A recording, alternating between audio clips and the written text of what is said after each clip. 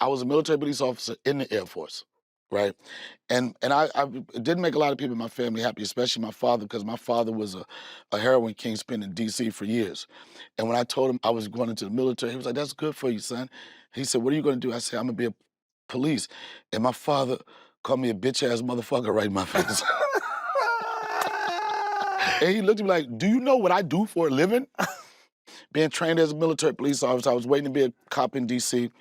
And we used to go to comedy shows. And I had no desire to do stand-up, but I just started going and I started heckling the comedians. Mm. And I started heckling so hard that people started coming to the show to hear me roast the comedians. They said, "Why don't you go upstairs? I mean, why don't you go on stage?" I went on stage and that was the first time in my life that something happened to me that I knew exactly what I was gonna be doing next.